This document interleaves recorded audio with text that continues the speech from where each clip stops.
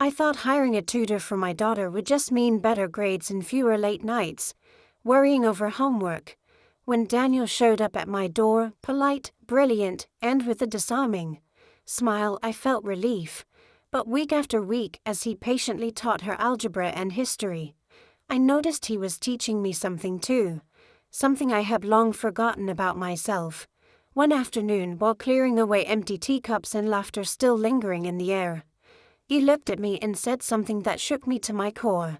Suddenly, lessons were no longer just for my daughter. I first met Daniel on a rainy Thursday afternoon. My daughter Ellie had been struggling with her classes for months, and I was desperate for help. When he walked through the door, carrying a warm leather satchel and wearing a navy blue sweater, I thought he looked barely older than Ellie herself. His warm, confident smile put me at ease. Immediately, "Mrs. Lawson, I am Daniel. Thank you for having me," he said, offering a firm handshake.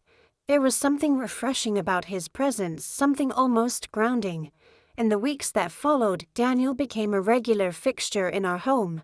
Twice a week, he would come by after school, setting up at the kitchen table with Ellie, patiently guiding her through fractions and essays. I would sit nearby, pretending to read or clean. But secretly, I found myself listening to the cadence of his voice, calm, encouraging, never condescending. It had been years since someone's presence filled the house like that. After my divorce, life had settled into a steady, lonely rhythm. Work, home, chores, repeat. Ellie had her teenage world and I had my responsibilities. I had grown used to the silence, the invisible wall that stood between my past and any possibility of a future. But Daniel was different. His laughter echoed through the halls. His kindness seeped into the walls and unintentionally into me. One evening after a particularly stormy day, Daniel stayed a bit longer. The roads were flooded and Ellie had already gone to bed. I made a tea and we sat across from each other at the kitchen table, steam rising between us. "You are doing a great job with her," he said, his eyes meeting mine. I smiled, brushing it off. "She is stubborn, like her mother." His chuckle was soft, genuine. "That is not a bad thing. It just means she has spirit." The conversation drifted from Ellie's progress to lighter topics, books, travel, even embarrassing childhood stories. I found myself laughing in a way I had not in years, the kind of laughter that leaves your chest aching but your heart lighter. As the night wore on, I noticed things about him I had not allowed myself to see before. The way his eyes crinkled when he smiled, the thoughtful way he listened, the slight nervous habit he had of tapping his fingers against his cup. I was aware of a shift, subtle but undeniable. The following week, Daniel started arriving a little earlier, and sometimes stayed a little later. Ellie adored him, and I trusted him. But there was something unspoken building between us, something that hung heavy in the air during those stolen moments when Ellie was out of earshot. One evening, as Daniel was packing up his books and notes, he hesitated. "Mrs. Lawson," he began, his voice unsure, "can I ask you something?" I looked up, heart thudding unexpectedly in my chest. "Of course." He took a slow breath, like he was choosing his words carefully. "Do you ever feel like you are living the life you were meant to live?" The question caught me so off guard that I just stared at him for a moment. It was not about algebra. It was not about Ellie. It was about me. About the quiet ache I carried every day but never dared to speak aloud. I swallowed hard, feeling something deep and buried stir inside me. Sometimes I said quietly, but mostly no. Daniel nodded like he understood exactly what I meant. There was a look in his eyes, not pity, not judgment, just understanding. It terrified me and thrilled me. That night, after he left, I sat alone in the living room, his question echoing in my mind. For the first time in a long time, I realized that somewhere along the way, I had stopped dreaming. I had settled into survival. But Daniel, with one simple, unexpected question, had cracked something open inside me. And I knew nothing would ever be quite the same again. The next few tutoring sessions were a strange blend of normalcy and unspoken tension. Daniel and Ellie would sit at the table, scribbling notes and laughing over history trivia, but I could feel the undercurrent between us. Every time our eyes met across the room, there was a hesitation, a question lingering in the space between us. One Friday evening, Ellie asked if she could sleep over at a friend's house after tutoring. I agreed, thinking nothing of it. Daniel arrived as usual, unaware that tonight the house would feel different, quieter, more vulnerable. He was gathering his things after their lesson when he paused, glancing toward the door. Ellie said she is not here tonight. I shook my head. She went to a friend's. You do not have to rush off if you do not want to. It was a casual invitation, but it hung in the air heavy with implication.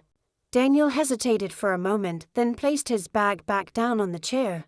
I could stay for a bit, he said, his voice low.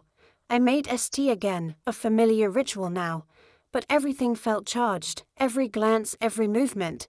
We talked about harmless things at first. The weather, plans for the weekend, favorite movies. But slowly, inevitably, the conversation circled back to that night, to that question.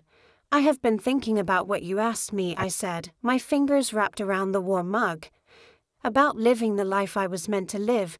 He leaned in slightly, the flicker of the lamp, catching the golden specks in his brown eyes. And I think I forgot how I admitted, my voice barely a whisper. Daniel reached across the table, his fingers brushing lightly against mine. It was the smallest touch, tentative, questioning, but it sent a shiver down my spine. You deserve more, he said, his voice fierce with conviction. More than survival. More than loneliness. For a moment, neither of us moved. The world seemed to shrink to just the two of us, the space between us humming with possibility. Slowly, cautiously, he stood and moved around the table. My heart pounded so loudly I was sure he could hear it. He knelt down in front of me, looking up into my eyes. You are beautiful, he said, as if it physically hurt him to hold the words back any longer. You are strong. And you deserve to feel alive again. I felt my throat tighten, emotions surging to the surface. No one had looked at me like that in years, like I was seen. Truly seen. Not as someone's mother, someone's ex-wife, someone's burden, but as myself. Daniel, I began, but he gently placed a finger over my lips. I know, he whispered. I know it is complicated. I am not asking for anything you are not ready to give.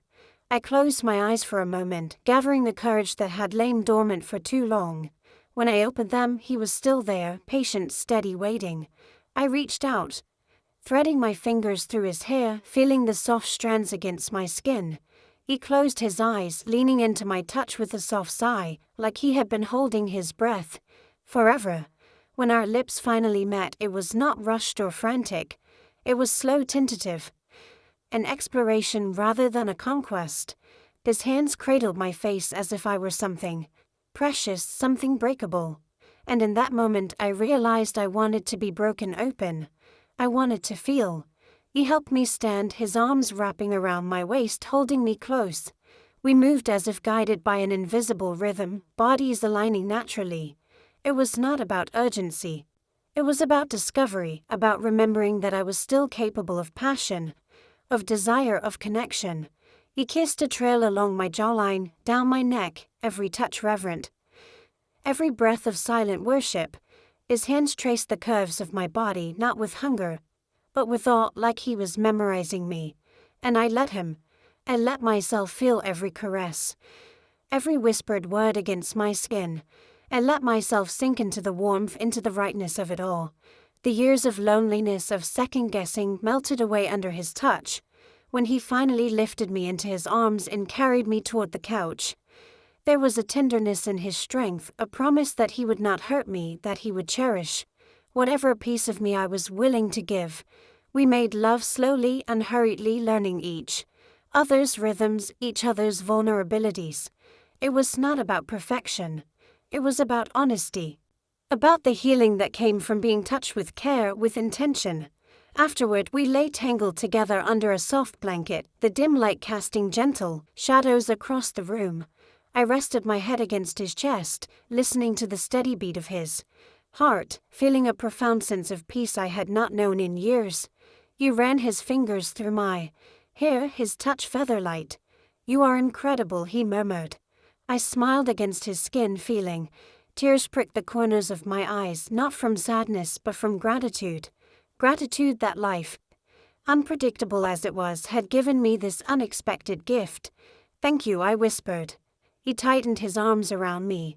"No," he said softly. "Thank you for trusting me." We stayed like that for a long time, no need for words. The silence between us was no longer heavy with loneliness, it was full of comfort, of hope. Eventually he kissed the top of my head and said, "This does not have to end here." I lifted my head to look at him. "It does not." He smiled, a little shy, a little hopeful. "No, if you are willing, I would like to see where this could go." My heart, once so guarded, fluttered with cautious hope. I had spent so long closing myself off, convinced that chapter of my life was over. But Daniel had shown me that there was still more to be written. That maybe, just maybe, it was not too late for me to find happiness again. I cupped his face in my hands, feeling the roughness of his stubble, the warmth of his skin. "I would like that," I said. And for the first time in a very long time, I meant it with every fiber of my being. The next morning, sunlight streamed through the curtains, casting a soft glow over the living room. I woke up still wrapped in Daniel's arms, his steady breathing a comforting rhythm against my back. For a few blissful moments I let myself stay there, cocooned and warmth, pretending the world outside did not exist.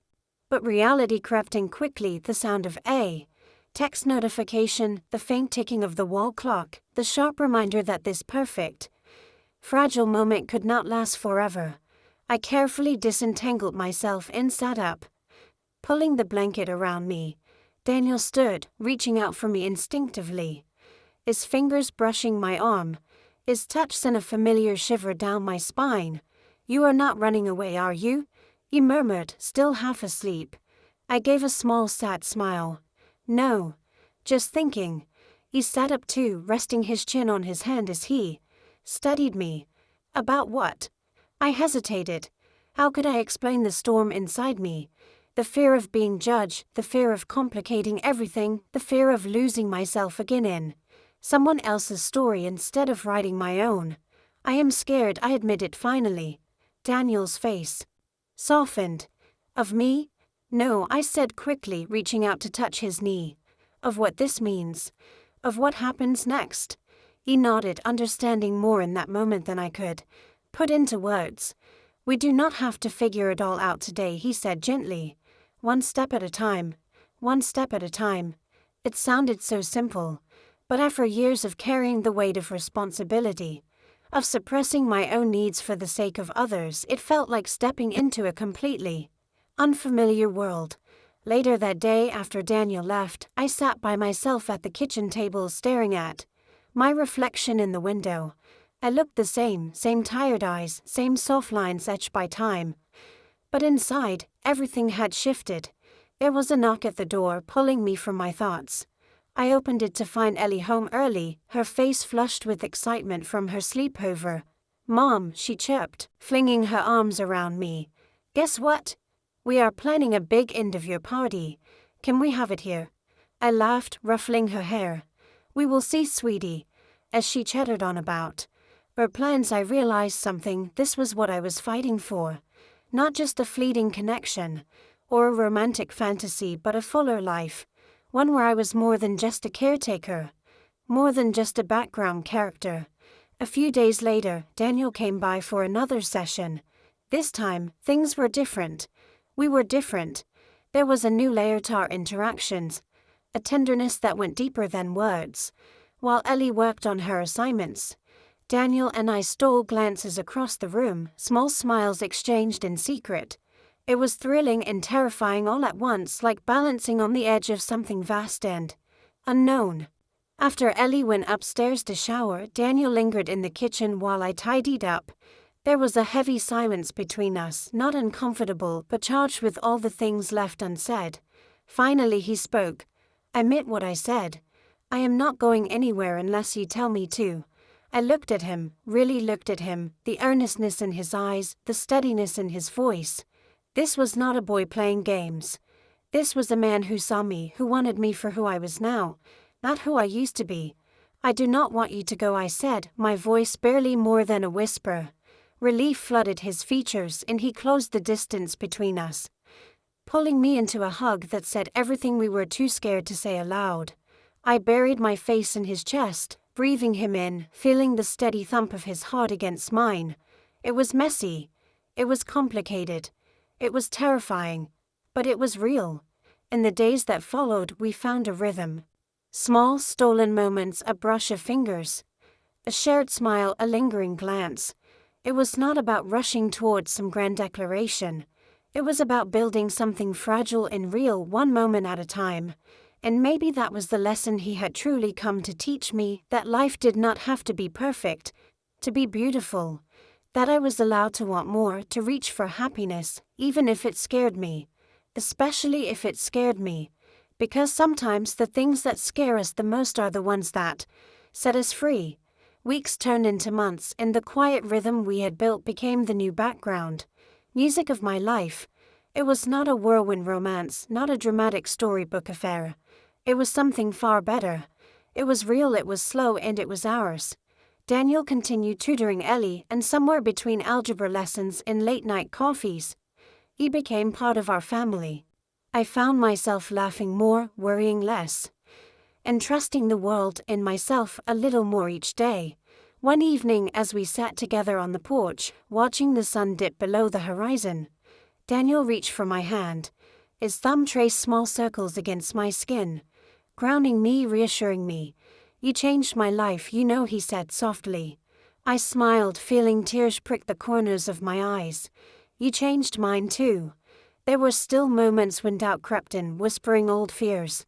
But then I would look at him, at us, and remember the lesson he had taught me without even meaning to. It was never too late to open your heart. It was never too late to choose joy. As the stars blinked to life overhead, Daniel kissed my temple and whispered, "This is just the beginning." And for the first time in a long, long while, I believed it. Maybe love did not always come crashing into your life with a roar. Maybe sometimes it arrived quietly, exactly when you needed it the most.